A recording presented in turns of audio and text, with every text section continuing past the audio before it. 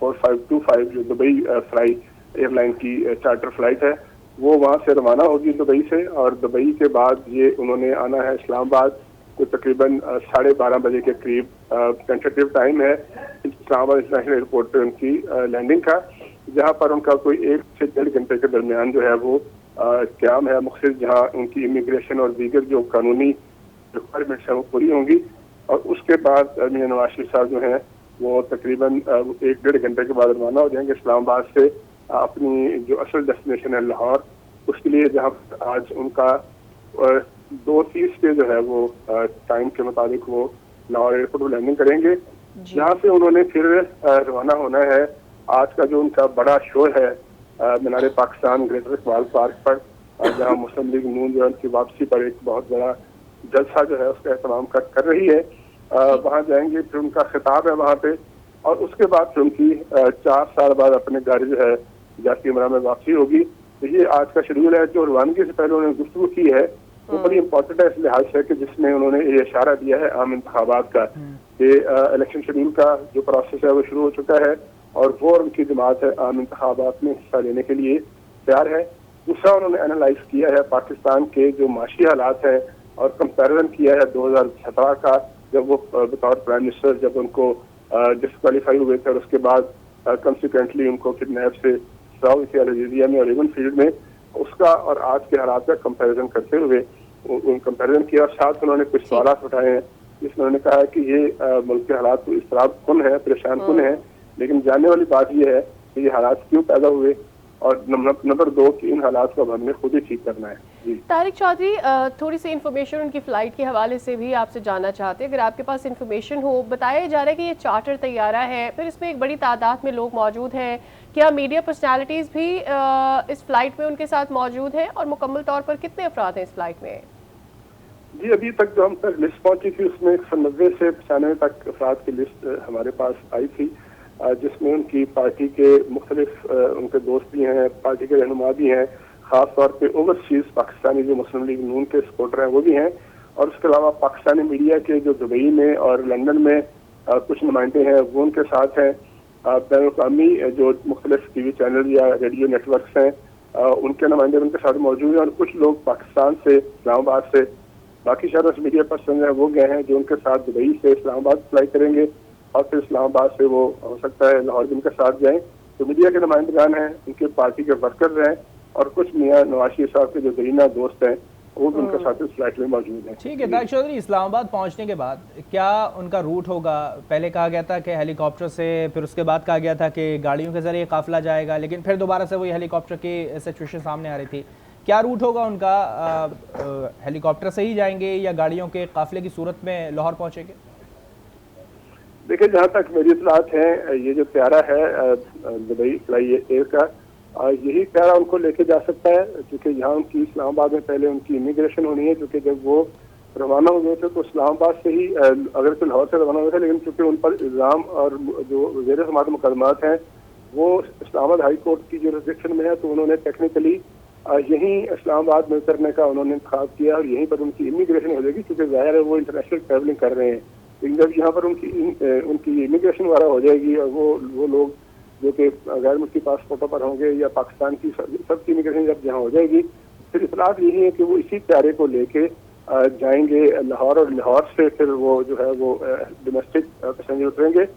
Helicopter की option भी मौजूद है, लेकिन जहाँ तक बाई रोड जाने का ताल्लुक है तो मेरा ख्याल है कि सिक्योरिटी की रीजन और दीगर इशू जैसे हैं, और फिर वक्त का कोई इशू भी है, तो शायद वो सिक्योरिटी क्लियरेंस क्या मिल गई है? अप्लाई किया गया सिक्योरिटी क्लियरेंस के लिए, लेकिन सिक्योरिटी के हमने खातिर खा इंतजाम तो वहाँ देखे हैं, सिटी वार्डन्स है, ट्रैफिक एहलकार भी तैनात है रास्तों पर। देखिए, इस्लामाबाद एयरपोर्ट पर तो जो सिक्योरिटी है वैसे भी आम हालात में भी होती है, बड़ी सेंसिटिव इंस्टॉलेशन होती है। उनका जो सिक्योरिटी के सड़कों पर इंतजाम है वो तो यकीनी तौर पर लाहौर भी हैं, लाहौर में होंगे, लेकिन इस्लामाबाद में भी गिरदनवा में हमने देखा है कि खासी सिक्योरिटी है, सिक्योरिटी अलर्ट है, और जो एयरपोर्ट का गिरदनवा है, खासतौर पर मोटरवे है, वहाँ पर खासे एलेबोरेटेड इंतजाम हैं, चूँकि बहुत से काफिले आज़ाद कश्मीर से, गिलगित बल्तिस्तान से, खैबर पख्तूनख्वा से, मरी वगैरह से भी इसमें शिरकत के लिए जा रहे हैं जगह जगह से। तो सिक्योरिटी का या ट्रैफिक के इंतजाम तो मौजूद हैं एयरपोर्ट के गिरदनवा में, रावलपिंडी, इस्लामाबाद में भी। जी तारिक चौधरी, यकीनी तौर पर इंतजामात तो किए गए हैं। आपसे ये जानना चाहते हैं, चूँकि बताया जा रहा था कि मियां मोहम्मद नवाज शरीफ अभी भी उनकी सेहत उतनी बेहतर नहीं है और वक्तन फ़वक्तन उनको वापस जाने के लिए इजाज़त लेनी पड़ सकती है ताकि वो अपने इलाज को कंटिन्यू भी रख सके। ऐसे में चूँकि अब एक तो वो ऑलरेडी तमाम तर प्रोटोकॉल का अपना एक डिले होता है और उसका एक केओस होता है, वो उन्हें फेस करना है, फिर रावलपिंडी इस्लामाबाद पहुंचना है, इस्लामाबाद से फिर इवेंचुअली लाहौर आना है और फिर उनका सफ़र है अपने घर तक के लिए। ऐसे में कोई प्लान है, रेस्ट प्लान है जो अभी तक मीडिया के साथ शेयर नहीं हुआ है कि कहीं उनका ठहराव होगा, उसके बाद वो शाम के लिए जलसे के लिए आएंगे? देखिए, हमारी मालूमात के मुताबिक तो उन्होंने इस्लामाबाद में तकरीबन उनका कोई 1.5 से 2 घंटे का एयरपोर्ट के अंदर ही उनका स्टे है, जिस दौरान उनके जो प्रोसेस मुकम्मल हो जाएंगे उनकी इमिग्रेशन वगैरह के। और हो सकता है, मेरा अपना अंदाजा है कि उनकी जो लीगल जो प्रोसेस है वो भी हो, इसलिए हो सकता है कि चूंकि वो जमानत उनकी हुई है 23 अक्टूबर तक, और उनकी जमानत के कागजात वगैरह भी डेफिनेटली उनके वकला उनसे शेयर करेंगे। और अगर कोई उनके साथ वहाँ सिक्योरिटी हुकाम की भी कोई अगर कोई रिक्वायरमेंट हुई, ऑब्लिगेशन हुई, तो वो भी पूरी हो जाएगी। तो तकरीबन आपने रेस्ट की बात की है, 2 घंटे का इस्लामाबाद का क्याम है। उसके बाद उन्होंने 2:30 बजे पहुंचना है लाहौर। अब लाहौर देखना यह है कि लाहौर जब वो लैंड करेंगे तो लाहौर लैंड करने के बाद क्या वो पहले अपने घर जाएंगे या फिर यह है कि वहीं से वो सीधे पहुंचेंगे। लाहौर पहुंचने के बाद सिचुएशन ये देखी जाएगी कि लाहौर पहुंचने के बाद वो पहले कहाँ जाते हैं। तारिक चौधरी मौजूद रहेगा हमारे साथ।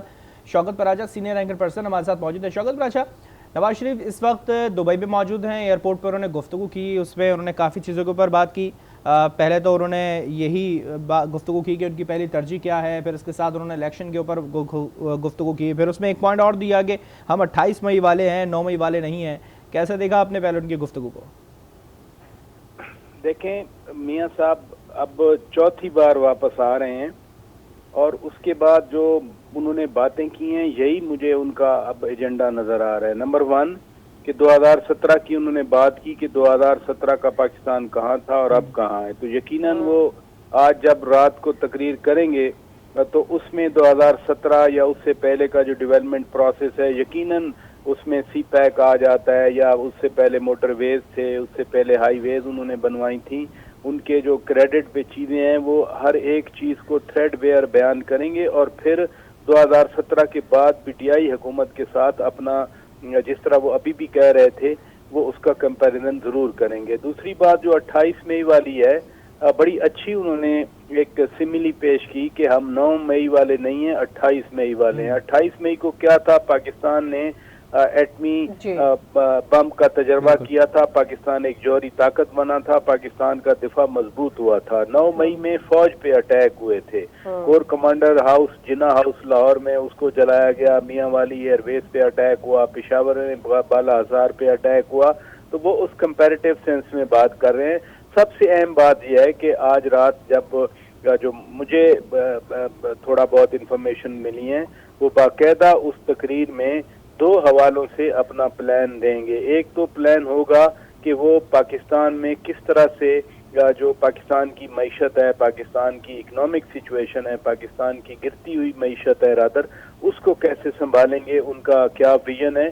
और सेकेंडली जो मुल्क का एक पॉलिटिकल इन्वायरमेंट है उस पर भी वो बात करेंगे। एक कॉम्प्रिहेंसिव वो प्रिपरेशन के साथ, तैयारी के साथ पाकिस्तान आ रहे हैं और ख़ुद भी वो बता रहे हैं। अभी तो हमें ये कहने की ज़रूरत नहीं है कि हमें किसी ने बताया है, जो सोर्सेज की हम बात करते हैं। इलेक्शन कमीशन के हवाले से ये बड़ा जो आपने सवाल किया बड़ा इम्पोर्टेंट सवाल है। मियाँ साहब वही कह रहे हैं, वो कहते हैं कि जो इलेक्शन कमीशन कहता है ठीक कहता है। इट मीन्स के जो जनवरी के आखिरी हफ्ते वाले इलेक्शन की बात है, फिर ये तो बाकायदा तौर पर इलेक्शन कमीशन के साथ जो है वो लैजान है इनकी पार्टी का या मौजूदा हुकूमत के साथ। और मियाँ साहब ने तो इलेक्शन कमीशन को एक तरह से क्लीन चिट दे दी है। अब खुदा करे मियाँ साहब के आने के बाद इलेक्शन कमीशन उस खास तारीख का भी ऐलान कर दे कि इस तारीख को मुल्क में सूबाई असम्बलियों और कौमी असम्बलियों के इलेक्शन होंगे। ठीक, शौकत पराचा, मियाँ मोहम्मद नवाज शरीफ की आमद को आप उनकी टाइमिंग्स जो है यहाँ पहुँचने की, उसको इलेक्शन के हिसाब से कितना आम समझते हैं? हैविंग सेड कि हम ये भी जानते हैं कि लाहौर में और पंजाब में थोड़ा सा डिक्लाइन आया है नून लीग की जो ओवरऑल मकबूलियत है उसके अंदर भी, और मियां मोहम्मद नवाज शरीफ की एक अपनी फॉलोइंग भी है, आगे इलेक्शन भी है, और यकीनी तौर पर ये कारकुनों में उनकी आमद एक नया जोश भी डालेगी, और फिर आते ही उनका जलसा है वो भी मीनार पाकिस्तान। पंजाब ही बेस है PMLN की, और जो 16 महीने की हुकूमत थी जिसमें हुकूमत ने अपनी तई तो बड़े अच्छे फैसले किए। वो कहते हैं हमने मुल्क को डिफॉल्ट से बचाया, हमने पाकिस्तान को श्रीलंका बनने से बचाया, लेकिन उन मुश्किल और सख्त फैसलों में, और सबसे बढ़कर जो बात है वो IMF की वो शराइत हैं जिनके तहत सब्सिडीज विदड्रॉ की गई, और सब्सिडीज की वजह से पेट्रोल की जो ओरिजिनल प्राइस पाकिस्तान पे करता है वो कंज्यूमर तक चली गई। इलेक्ट्रिसिटी की प्राइस बढ़ गई क्योंकि डेट जो सर्कुलर डेट है IMF ने कहा था कि वो भी आप इधर से ही पूरी करें।